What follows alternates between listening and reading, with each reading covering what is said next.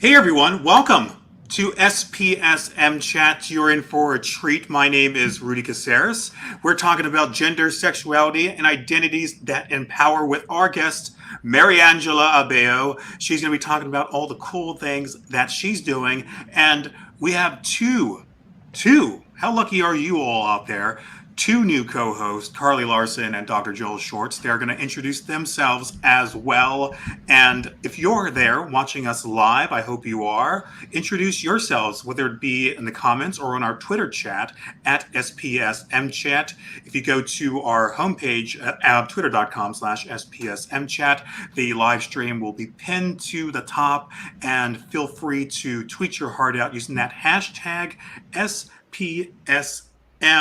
We're also on Facebook, facebook.com/SPSM Chat, youtube.com/SPSM Chat, and mixer.com/SPSM Chat. We appreciate all the support that you've been showing us all the way past since last August of 2019. My, has the world changed, and that is an understatement, but I hope you all continue supporting us as we go on to this next chapter, SPSM 3.5, I guess. Without further ado, let's go around our round rectangle and let's introduce our first new co-host. Tell the whole world, the whole SPSM Chat universe, galaxy, solar system, planetary, molecular level, something. Who is Joel Shorts? Why you gotta hate on the multiverse, Rudy? Fuck the multiverse. I am Dr. Joel Schwartz. I am a clinical psychologist in private practice in Torrance, California. I interestingly enough, speaking of universe and multiverses, became interested in psychology through a childhood enveloped in science fiction and horror, and discovering the humanity through that. I've always been somewhat of a rebel in my field. Very often, that's not me. Oh, wait. Joel Shortz bringing the fire tonight. Not me. All right, and now it is blue shifted or red shifted. What was I saying? I've somewhat been a rebel in the field, so I've always been kind of fighting back against more orthodoxies. And I think I met you through some of the mad pride, neurodiversity type stuff. I'm neurodivergent myself, as is every member of my family and employee in my practice. And we are working to make the world a neurodiversity friendly place, a place that's trauma informed, a place where all feel included and all of us weirdos feel safe and part of a community and are loved and are appreciated for who we are. And that's what I'm about. You are now our resident person with letters at the end of our name. What is the PsyD? It's a doctor of psychology. Well, good. Tell the whole SPSM Chat universe, who is Carly Larson? Hi, I'm Carly Larson. I am currently working for my state crisis line, kind of as the substance use knowledge content expert person, both lived experience and much studying. I was a peer support specialist. I am a certified peer support specialist. I also used to be a teacher, so I kind of have this wild background. And I myself am also really neurodiverse as well, have the most inconsistent attention span of most people I know, but can be a lot of fun with it.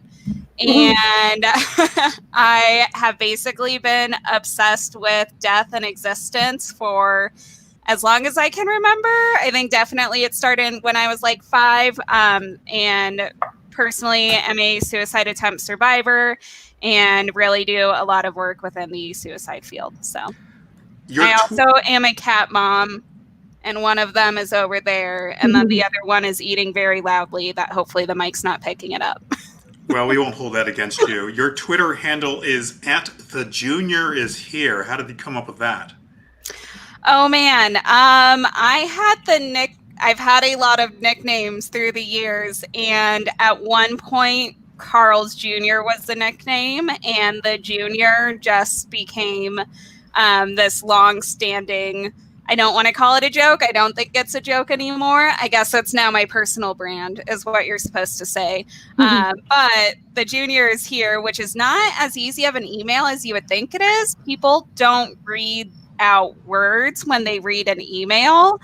And we're just not used to that. So that's something that I find pretty comical about picking that as my long-term email, is you spell it out and then everyone realizes that it's saying words, not just a few letters and numbers. Yes, you look nothing like your headshot, which is awesome.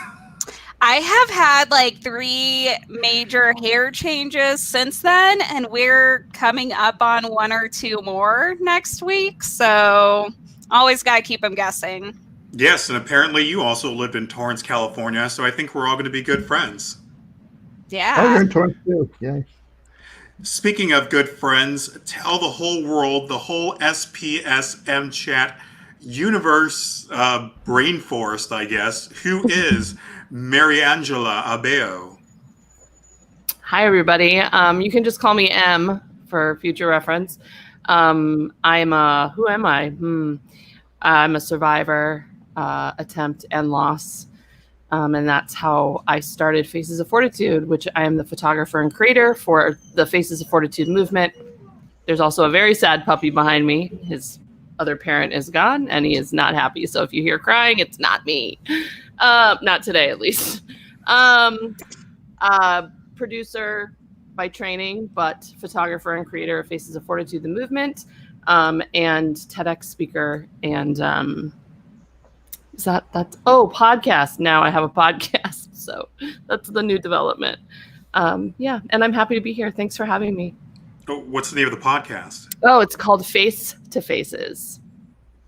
There we go. It's not about the movement itself. It's actually started within the quarantine, and it's about humanizing our experience of mental health in this space. And then as the world changes, and it's kind of finding out the resources that all of us can give to each other and have a little bit of mutual aid during this weird time in our world, but at the same time, humanize our process on dealing with the grief and the changing epicenter that is life right now. Now, I'm going to ask you the question that Joel and Carly are too afraid to ask you, and that is, why are there so many damn plants behind you? I am a very proud Earth sign, Capricorn, Earth, have lots of Earth placements. I'm very connected to the Earth. And at times when I'm having my own mental issues, the first thing I do is I put my hands in dirt, and it centers me and it calms me. And so over the years, I slowly have accumulated, and we are in a 1-bedroom apartment, and I think I have 32 plants right now.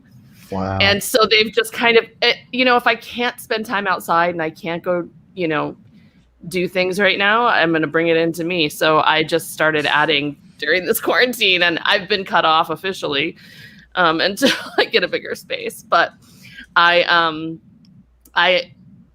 think that they're very good for our mental health if we look at plants like humans, and the roots and even their appendages when things die off and the plants try to rejuvenate them. There's something very organically lovely about how we do that too. And we're always trying to give our energy to things that don't serve us, just like plants give their energy to leaves that are dead if you don't take them off. And so I'm a big believer that my life is a little bit parallel to that of a plant. Now, before we get started with our first question, I just want to state that you were the first guest that we had on the launch of SPSM Chat, the 3rd incarnation, back when I took over last August. And my God, thank you so much. What better guest to have on as we start this new chapter than to go back to where we started with Mariangela Abeo, M, if you will. I'm so glad you're back. I'm glad we didn't scare you away. I know it was a rough and bumpy ride that first time. So thank you so much. It was good. If I remember correctly, Danielle was in her car because there was a storm. So it was great. That was a thing. So let's get on to our first question, and that would be question number one. What are some links between gender exploration and or sexuality, self-identity distress, and suicidal intensity? Take it away, Mariangela. Oh, I mean, what links are there not? I think is the better question. I think it's very important to make this point that your gender journey and your sexuality journey are very separate things. And I think if you're not informed and you don't know, it's very easy for people to see them as the same thing. Oh, you're transgender, so does that mean you're gay? Two very different things. The gender that you were ascribed to at birth and the gender that you feel and that you is a journey in itself, versus if you like women, men, all genders, agender, asexual if you're not physical at all. So I think that's really important. But I think that everybody's journeys are different. And I think if the people around you aren't doing the work to respect that space, to celebrate your wins, and to respect your wins as you go, whether it's changing your pronoun, changing your clothing, having surgery, changing your name, all of those things. If they don't at least make the effort, that can really affect your mental health in general. I mean, it's all about being seen, right? And if somebody is not seeing you, that's pretty detrimental, because if you can't be seen, why be seen at all? Yeah. I agree. And I just want to go a little further, because in that span of time, what was it, last August to what is it, May right now? What has that journey been like with that self-identity journey? Yeah, I've had quite a journey. I grew up in a Catholic Italian family that, being female has always been very identifying as female. Let me put it that way, not being female. I think there's a lot to unpack there on the words woman and female, and what it means to be a woman, what it means to be a female. And so that was always something that was bestowed on me as the first granddaughter in a big Italian family. And I definitely felt my female side, but I had days where I had a masculine side and a male side that was very repressed. If I tried to leave the house in a baseball hat or, shorts on, or didn't want to wear makeup, I was told that I did not look presentable and that I had to femme myself up. And so I just repressed that. And I think now, as I'm getting older, I'm realizing that there are two sides of me, and there are days that I feel more masculine than feminine. My sexuality is a totally different part of this discussion. I'm now enjoying my male side a little bit, and I'm investigating him, and I'm having fun with him, and I'm buying clothes for him, and I'm feeling what he looks like in the world when I go out. And sexuality wise, I have been aware of my sexuality since I was very young, which I didn't have a word for it back then. I think I thought it was bisexual, and now I'm realizing it's pansexual. In the last 10 years, realizing it's pansexual, which is, for anybody that doesn't know, that's someone who is attracted to all genders. And so that journey, the sexuality journey, actually in society, I think is a little easier than your gender journey. And I think, again, there's a lot to unpack there, but it's very hard mentally, because I am very privileged to be femme facing. So when you see me on the street, you're like, oh, she's feminine, she's a woman. And then the days that I'm not, the days that I definitely am feeling masculine and I dress masculine, I'm a little more confusing to people. And where the mental process comes in, and where this hurts us mentally, is that, let's say I go out and I am clearly feeling my masculine side or dress masculine, or let's say any trans person goes out and is feeling that. Where the mental issues come into play is when you see a stranger look at you and try to gender you. we take that for granted when we're femme or male facing. And so when you try to gender someone publicly, that sets off so many flags, so much anxiety, so much mental health issues in someone, their own issues, that we don't realize how unhealthy it is. And maybe we need to unpack why we have the need to gender people in general. Well said. Take it away, Dr. J. Yeah, you know what you were saying about being seen really hit me, and it's such a common thread among all my clients and people I'm reminded of. There's that myth that the indigenous people didn't even recognize the ships as they were coming in because they didn't have the cognitive ability to even know what that was. I'm sure that's not actually true. But the idea that we can't see what we can't conceive of, and it occurs to me that we can't even conceive of what it means to be post-gender.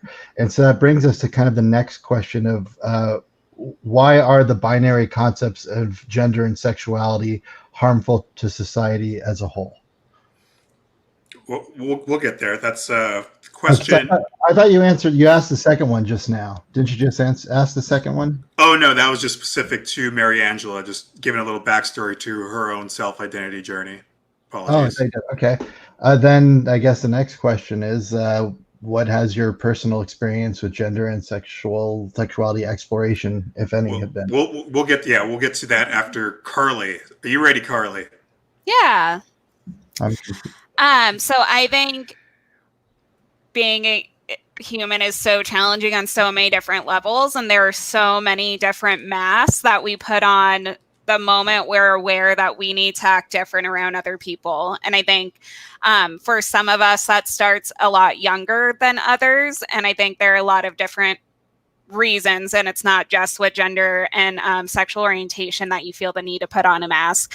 I think that's when it becomes so prevalent that you need to, and so prevalent that there's not a lot of people to talk to.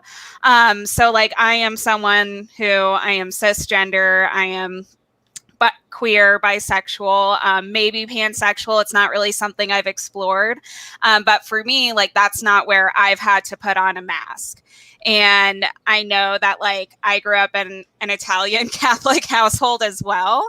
And so it's like I didn't feel the need to put on a mask, but that also there was no bringing that up when I was younger. And for anybody in my family who maybe was exploring that, has explored that, there was just not that space for it. And anytime that we are telling people to not be themselves, to put on another mask when we already have to put on so many more, is just going to increase the distress in the individual. And there are so many things, especially with puberty, that like we talk about being really challenging and like how to problem solve that. Like, here's how to problem solve bullying and like body issues and all this. And those just get so blasted out when you are struggling with the question of your gender identity and when you are struggling with the question of your sexual orientation and not having people to break that down with. I think it's a lot different now. I have so much hope for all the kids out there. I don't think the fight is over at all, but I think we are at least more people are talking about it and more people are educating others on it. And it makes me hopeful for the future because I know in my own home that would not have ever been a question to entertain. All right, let's bring back on Mariangela. How you doing, Mariangela? Good. Sorry about that. No worries. No one knew until the part where you brought it up right now that you left. Great. I always tend to call myself out, so that's great. And I apologize. We're on to the next question we were just discussing. First timer error. Yes. Well, that's totally fine. We're already doing a lot smoother than when we had our first show. So that's very true. Don't worry. So let's take it to question number 2, and that would be, what has been your personal experience with gender and or sexuality exploration, if any? So take it away, Mariangela, who I'm pretty sure has a response to this. I do. You know, I think that right now for me, I'm going through a gender exploration for sure. And I am proof that you can do that at any age. And I think that it's an easier journey to take now than it was 20 years ago. And so that's something that, we've done a great thing in society to be able to make it easier for people. Is it easy? Still, no. There's still a lot of judgment. There's still a lot of questioning. Even within the queer community itself, I feel like I'm getting a little bit of pushback here and there. There's flaws in every community. There's biases and issues and maturity issues in every community. As far as, and that's my sexuality journey. As far as my gender journey, I feel like it's much more intrinsic. It's much more solo journey. It's something that I didn't have a conversation with anybody in my family about. I didn't talk to friends about it.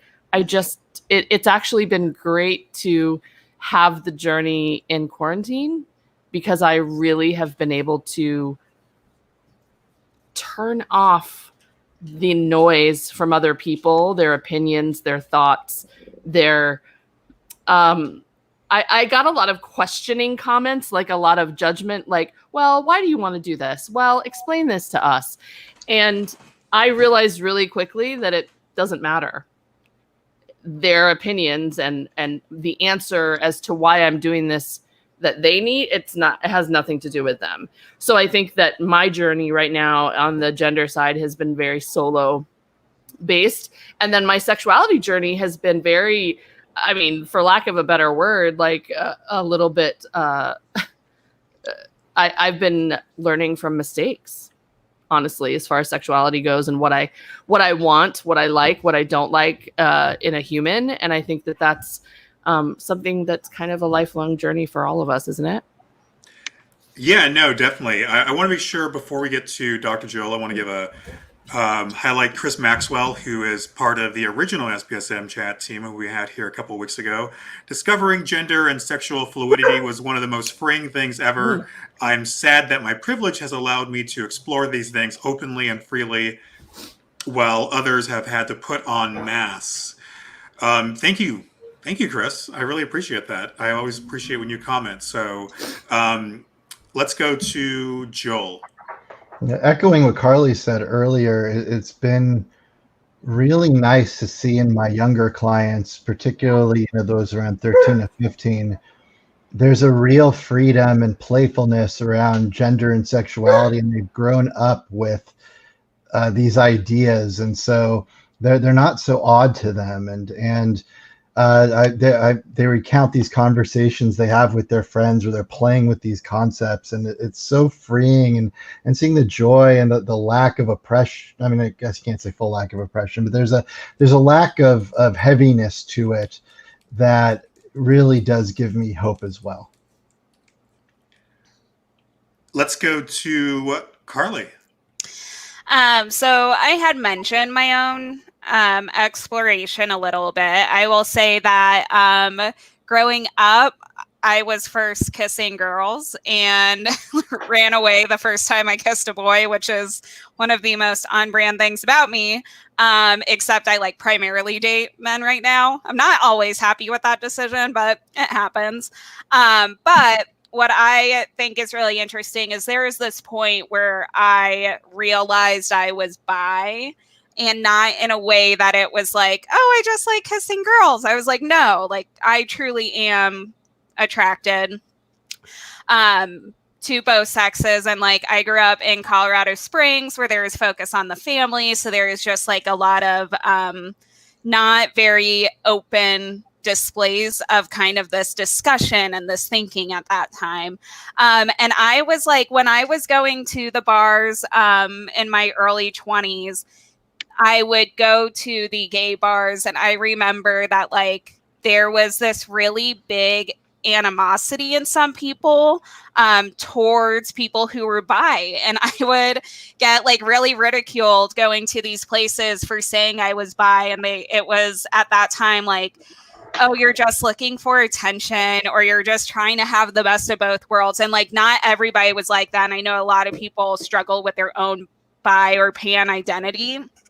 It's just really interesting to see that like there is this whole point in time where it was like you couldn't even be bi, and you couldn't even be bi in the like around other queer people, because it was just seen as like you're wanting attention. I don't know. It was this really rough moment, and I like really internalized a lot of that and just like shut down that side of me. I was like, cool, then I'm not exploring. Like nobody's open to this. I'm getting some really negative feedback when I go to these spaces. And this was before the time that like online dating blew up and everything. So it was just like, cool, like the place where I would think that this was accepted, I'm still being pushed to be straight. And I guess I'm just going to go that way.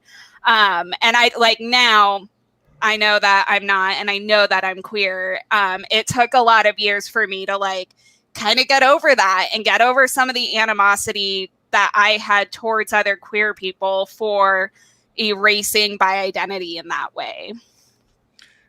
Thanks, Carly. Let's take it to Twitter before we get to question number 3, where apparently only Joelle is tweeting, but hey, she's making great tweets. So in response to question number 2, weird thing is that, quote unquote, coming out as bisexual was actually easy for me because people who knew me all through high school just assumed, and apparently it wasn't a point of question or confusion. I found out when I explicitly told one of my best friends in my early 20s. Joelle also says, realizing I'm not bisexual but pansexual was different. I honestly think people were less accepting or comfortable with it because there is a lot of bullshit, misunderstanding, and invalidation surrounding anything that is not cisgender, and that's gotta stop. Stop it, hashtag SPSM. Thank you very much, Joelle. Hope you're doing well. Hope to see you soon. Do we have any comments here on, okay, so Chris, again, bringing the fire on Facebook, says, bi hate is real and very rough. Thank you for bringing this up, Carly. Well, thank you, Chris, for your support. Let's go to question number 3. Hey, Rudy, can I add something to that really fast? Sure. Sorry, I just wanted to add something to what Carly said. I think that within the community, it's hard, very, very hard on our mental health. I get a lot of pushback because my primary partner is a cis male. And I am pansexual in a poly relationship.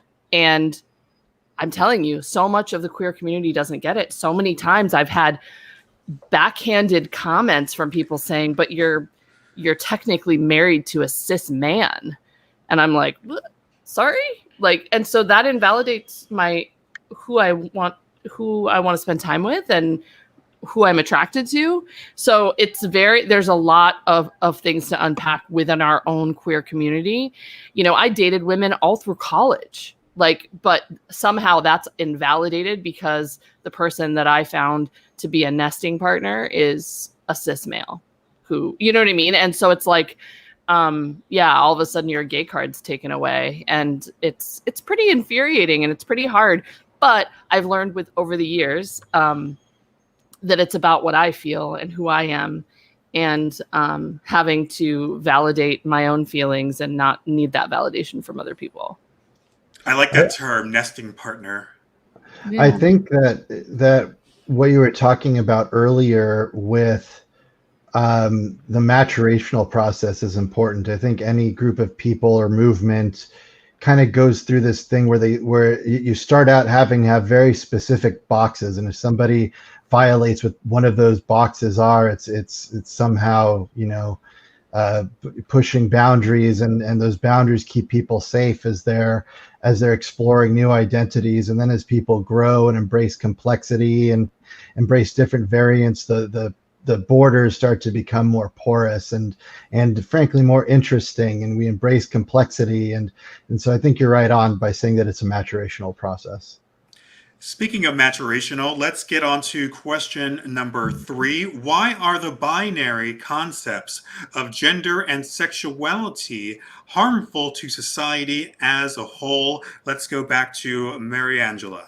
Well, I mean, you're opening Pandora's box with that question. You realize that, right? I mean, we can talk about the harm that the binary concepts have done since like the beginning of time with patriarchy and our government and how decisions are made about what people do with their bodies that have to do with the benefits of white heterosexual cis males. Like it's there's a deep dark black hole we'll go into with that question, but I think if we're just covering it for this period of time, I mean, let's talk about Mother's Day. That's today. I'm a mother. I have a child, but let's break down that binary. Like, I have a mother. I have someone who carried me, but she's not a mother. So why do we give that title to people? Why do we think that you have to have a vagina to be a mother? Why do we think you have to give birth to be a mother?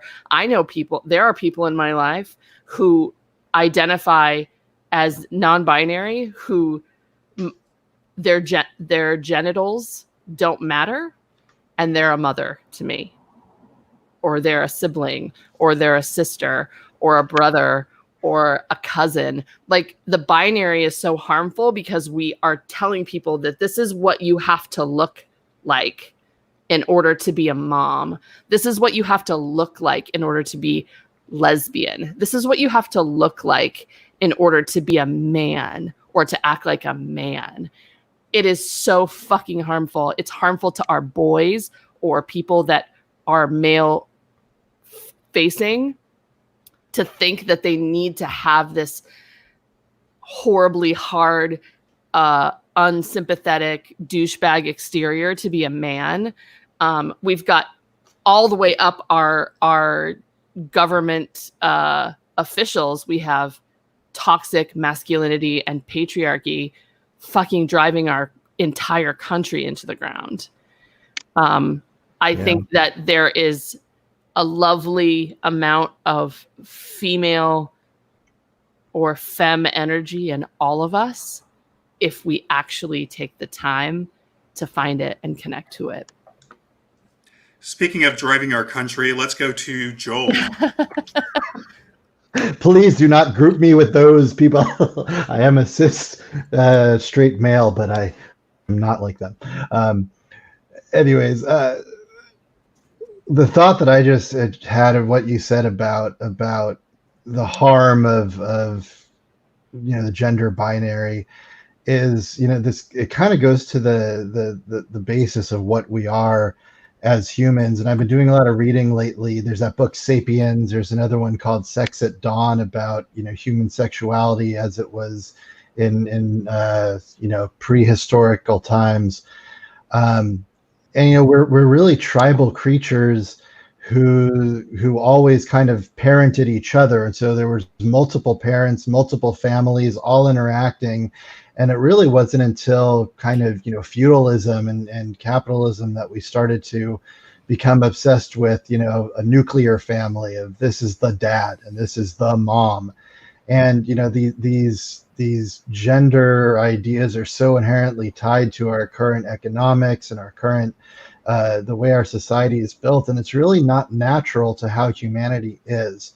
And my hope is that if we're able to embrace a non-binary way of thinking, that we can also embrace a return to more collective caring of each other. That's my fantasy.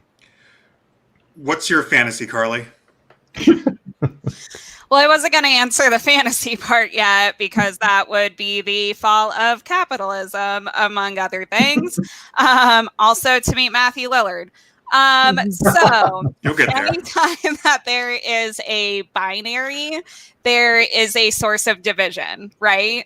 And then you have it either as like responsibility and blame get assigned to a different side. And so when there's division, when there's a binary, like nothing technically is supposed to be shared. Responsibility can easily be skirted to somebody else. So I think when we're talking about gender identity, like where this becomes really challenging is feeling the need to fulfill the roles of those binary, which as we know, aren't super nice and positive for many different reasons. But it's also a source to ridicule somebody if they're not meeting that binary. It's a way to establish hierarchical power structures. We always find a way to do that. And the binary is the perfect place to play that out, because either you are one or you are the other. There is no gray zone. So either you are the top alpha male or you are the bottom. That gets tricky. I don't know what like the opposite of that would be, like bottom female. But like, it's just a source of division. It's a way for society to enact its control, to enact its power, and to make people feel really bad and shitty when they don't fall in line with that binary. Yeah, if anyone can give us the correct term for bottom female, please leave it in the comments or tweet at us. You make sure to use that hashtag SPSM, damn it. Let's I just want to highlight a few comments by Chris before we get into our fourth and final question. Chris Maxwell says, being with partners of other orientations should absolutely never invalidate our experiences, but it's so hard for folks to understand.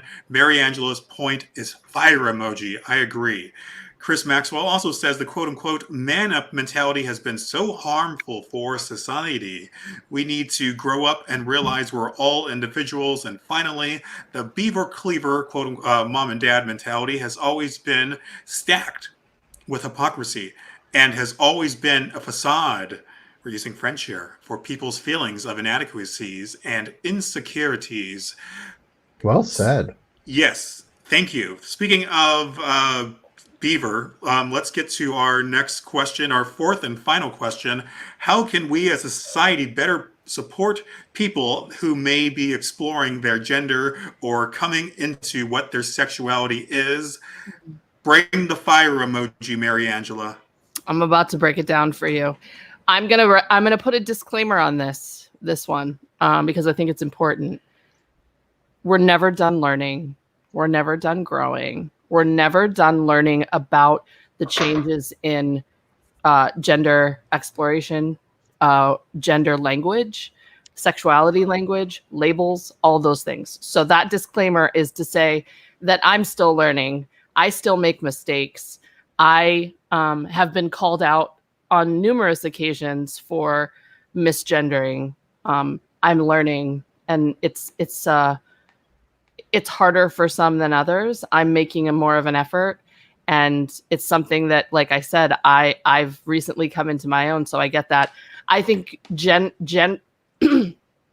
making it a natural thing that we ask people's gender pronoun preference before we communicate with them, it does two things. It normalizes it, but it also makes somebody who is dealing with gender dysphoria and issues around anxiety and how they are facing to society that might not feel accepting to them, it makes them feel comfortable sharing their gender. So I don't care if you are clearly a she, her facing person. When you're in a group of people and you have friends that are coming over, normalize that statement. Normalize saying, hey, can we all go around really fast and share our pronouns just so everybody's comfortable? That is something that will make someone that is struggling with this feel seen, feel heard without being called out. Because the worst thing you can do is call somebody out that is struggling with their gender in a room full of people who nobody shared their gender pronouns and say, are you a girl or a boy?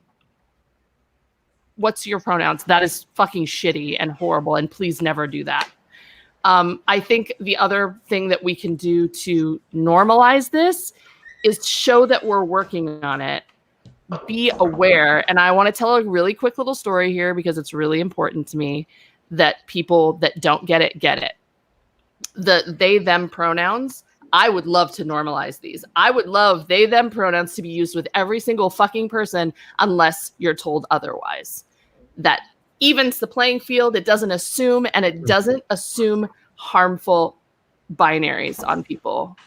I just think that should be our base. Anyways, my mother-in-law was having a hard time with they, them. And we were about to introduce her to somebody in our friend circle that was using they, them. And she said, I just don't understand it. That just means multiple people to me, and it's hard. Why would you want to encourage people to use those pronouns if they don't understand it and support you? They could become difficult and combative. And why would you want that? That just adds to your own pain. And it was very interesting because Ryan, my partner, said, because my mother-in-law used to be a hairstylist years ago. She's since been retired in her 70s now. And he said, okay, so when we go out to dinner, I'm going to introduce you to our friends as my mom, the hairstylist. And she said, I'm not a hairstylist anymore. And he said, I know, but that's how I'm comfortable introducing you. So you are my mom, the hairstylist, to me, because that's how I remember you. And she said, but I'm not. And then she went, oh, I get it. I get it. And she hasn't had a problem with it since. Sometimes we just need to take people out of their heads and make it about them. Sadly, that's our society. But she got it and it clicked. And it's like, this is not about you. This is not about what you're comfortable with. And if you make a mistake, what I'm learning now, if you make a mistake, you fucking work harder. And if your job is harder, then it's harder. Because you know what? It's not about you. It's about the comfort and the reality of someone else who is struggling on such a different level than you, that your comfort really doesn't fucking mean shit. And so right now, like, I'm working on being a better person and a better queer in the community in general, and learning that my work needs to go up a notch. Well, you did not disappoint with bringing the fire. So. Sorry. And I kind of went all off on a tangent. I know, that was wonderful. Your turn, Joel. Bring the fire, Joel. It was wonderful. And I think that your call to change a language is really important. There's something that I remember studying even as an undergrad. I think it was called the Sapir-Whorf hypothesis, about how the language a culture used shapes your ability to understand reality. And when our language is inherently always binary, our ability to understand the experiences of non-binary people are stunted. So I think you're right on in challenging people to start using different language to try to expand the way they think about these things. So that's really what it is people don't have a book in their head to reference. They don't have a file that says, oh, I understand that. But the more we build this, the more people can start to understand it, and they'll have the files in their head to cross-reference, and it will help them see reality better as well. Carly? Yes. Sorry. Can you repeat the question? Thank you. That's what I was waiting for. I think the biggest thing we can do is give space to people to be honest. And I know that's easier said than done, but I think often we want people to talk to us and we want to be there and be the listening ear. I think about this a lot when it comes to my past as a teacher, is how we have this deep desire to be there for somebody and listen to them. And then when we hear a truth, or we hear a truth that makes us uncomfortable, we shut off, we put up a guard. I think that there's a lot of work that goes into creating a space, and I know it can be really challenging, but I think that's our number one. I liked what Em said, that we should always be learning and taking in new information. I think we also have to recognize, especially if we're in these professional spaces, that we are complicit in systems that enforce a binary. So I think about this all the time when we're talking about collecting data for the state, how it's still male or female. And then there are a few things where they throw in transgender, but then again, it's cool. So it's not a binary, but it's 3 options. Trinary? What is the word for that? Don't at me on that, please and thank you.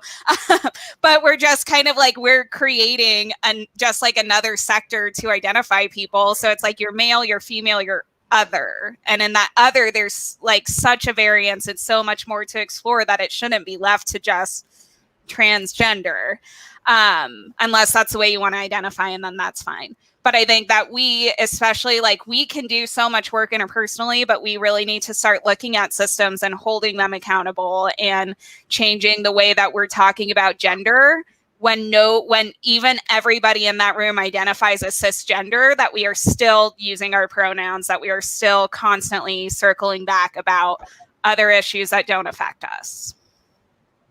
All right, before we get on to final thoughts, I want to give more highlights to Chris Maxwell, who at this point might as well just come on screen and read his comments himself. Chris says, oh, support for people coming out. No pressure, explore and decide later. Things might change, but you'll know when you know you. It's not a quick or easy process, but every part of it is okay. Don't stick with the people who put pressure on you to make the quote unquote right choice. Chris says, I was misgendered multiple times as a child and adolescent, and if someone had asked how I identify instead of assuming, it would have made a world of difference for my mental health, and ends with a very, very, very appropriate yes. And that's in response to Mariangela's comments. Carly, do you want to add one more thing before we get into final thoughts? Yep. Shoot. Abolish the gender reveal party, guys. Oh my God. It is 2020. They are causing wildfires and explosions and, like, beyond everything. It's not safe, first of all. And I just find it hilarious because the woman who quote unquote started them, her child doesn't identify with the binary, and she greatly regrets doing this and has spoken out about it. And yet all the people are still about it, like, completely ignore her and ignore that experience. But, like, 2020, abolish the gender reveal party, please and thank you. Yes. And that takes us to final thoughts. And I hope that this has been a positive experience for all of you, especially Joel and Carly, who are going to be here in future weeks as well. Hope I didn't scare you all off. So without further ado, let's go back to our original lineup. Final thoughts. Let's start with Joel, then we'll go with Carly, and then we'll end with Mariangela. Final thoughts, Dr. Joel Shorts. Yes. So just circling back to the reason we're here, suicide prevention, and what Em said at the beginning about being seen, it resonates so strongly. You know, my favorite psychoanalyst was a guy named Donald Winnicott, who had this great quote about, it's a pleasure to be hidden, but a disaster not to be found. And when we have such rigid definitions of what people are and what humanity is, then nobody can really be truly seen. And I hope listeners and viewers can see how important it is to challenge our rigid ways of thinking in order to really see people for who they are. Thanks, Joel. I'm just glad that I was finally able to nab you. You are a hot commodity, but you are now officially part of the SPSM Chat family. So thank you so much. Joel is in that rarefied earth of people who have talked me out of catatonic episodes. So congrats on that. So thank you. What can we expect from you in future weeks? I know you've got some ideas for topics and guests, so give a sneak preview. Don't give away all the goodies, though. For me? Yes. Well, my bag is neurodiversity, so I'm interested in when I think about LGBTQ experiences, trans experiences, mental health experiences, the more I see the neurodiversity paradigm as encapsulating all of them in a way, and that we, like I said earlier, we really need to be thinking outside of our societal boxes. From a professional perspective, I'm trying to build a business that will do neurodiversity informed coaching, education, conferences, hopefully worldwide. And I want to employ mainly neurodivergent people and have it be run by neurodivergent people and designed by neurodivergent people. So that's my kind of big goal in life right now. Well, I look forward to seeing it blossom. And you are on Twitter at Dr. Joel Short. So give him a follow. He has lots of great content out there, right? Yes, and also I should say that the private practice is called Total Spectrum Counseling, and I run it with my spouse, my wife, who's neurodivergent herself. Thank you so much. I appreciate you, Joel, and I can't wait to see you again. Thank you.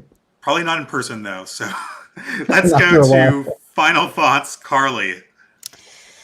Final thoughts are quit being assholes to people and just let people live their life if they're not harming you, unless you're one of the people who's going out without a mask in defiance right now. But that's harming people, right? Just trying to throw a little shade on those people because I'm seeing too many of you. Also, parents, like, if you're not ready to have these kind of conversations with your child or your future child, really take seriously this decision to have a kid. I think childhood is traumatic enough. Like they say, the number one most traumatic thing that happens in somebody's life is vacating the womb. And so, like, from there, you're just piling it on even more. And if you're not ready to have these discussions and provide a home where acceptance is the number one thing, I really encourage you to think again about some of the choices you're going to make. It is far too painful for children to go into this life putting on the mask that they need to put on just to interact in the world, and then to think about, like, at home, they shouldn't have to wear a mask at all. And I think us as a society need to stop making people wear masks and hide themselves and just have more acceptance and compassion. And when we say that we're going to listen to somebody, actually listen to them. Not just hear them, listen to them. Did I flip it? Yes. And what can we expect from you? What kind of fire are you going to bring in the coming weeks as co-host of SPSM Chat, Carly? Talking a lot about suicide and substance use. And who can we expect to piss off?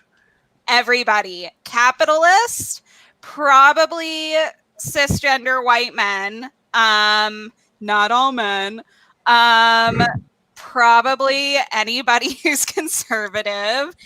And if you don't like cats, I am likely to bring up my cats at least like once or twice a session. So I'll bring up my dogs as a foil, and we can have like. Yes, and last and certainly as most, final thoughts, Em.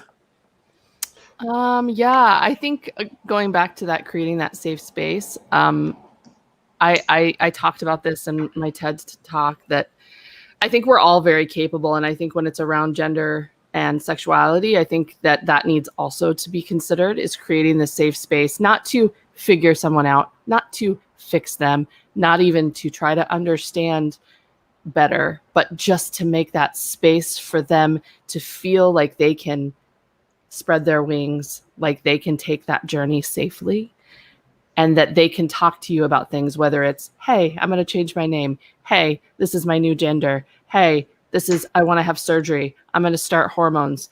I'm going to start dating women. I'm actually dating a trans woman. I'm doing this. I'm doing that. All of those things should be safe to say. And I think what I'm finding in my project, I have people apply to be in the Faces of Fortitude portrait project every day. I would say 60% of them are from the queer community. And I would say over half of those are from the trans community. And at least half of the people that apply that are approved don't get in front of my camera. And you know why? It's because they're scared. And it's because they don't want to share the fact that they've been suicidal, the fact that they've lost someone to suicide because of their not being accepted in their community, or maybe they haven't come out to their family, or whatever. They're scared to share because they don't have that safe space. So my final thoughts is, work on yourself, turn this around to yourself and say, what am I doing to create a safe space in my own circles and in my immediate community, so that people feel comfortable saying this, talking to me about their journeys. And how can we connect with you online? So here on Twitter, I'm just my full name at Mariangela Abeo. Faces of Fortitude is just at Faces of Fortitude on Instagram. And then on Facebook, we're Faces of Fortitude Portraits. I'm trying to think if I'm on any other platform. I don't think I am. You have TikTok? I don't have a TikTok on purpose. Like never. Sorry, will not do that. I do watch them though. I do admit that. But yeah, you can find me online. My inbox is always open. I have boundaries, so I can't always reply, but I always have a space for people to share. And how can one apply to be have their portrait taken by the one and only Mariangela Abeo? Yeah. So currently, of course, I'm not shooting now. I can't. Currently, how this works is I'm not a nonprofit. I'm a solo profit. So I don't take money for this, but I'm not an official nonprofit is what I'm saying. I don't really want a board of people and grants and people making decisions about things that are so personal. So I shoot based on my travel and based on my speaking engagements. So if someone hires me to do a speaking engagement in Florida, I go there and then I find a studio to shoot in, and then I find my applicants that have been approved, and that's where I shoot. So my schedule is a little off because I'm trying to use it, be smart with my expenses. So I shoot regularly in LA and regularly in Seattle, and then the other places are all based on travel. You can apply on my website on facesoffortitude.com. And basically the application is a vetting process because let's be very real. Suicide attempt and suicide loss is not just about sadness. It's not just about depression. There's a lot of anger. There's manipulation. There's a lot of unsafe things that happen in that arena. So I have to be careful and I have to have boundaries. And so I ask a lot of questions about when your event was that happened, if you've been in counseling, if not, if you're on medication, if anything else has happened. And we break it down a little bit so that I can make this sustainable and keep it going for my own mental health too. Would you reject me if I applied? Absolutely. No, I wouldn't. No. I think it's one of those things where I actually love shooting people that I know because it's amazing how you connect differently to someone when you unzip your heart and your vulnerabilities kind of spill onto the floor in front of a camera with someone you know. You learn a lot.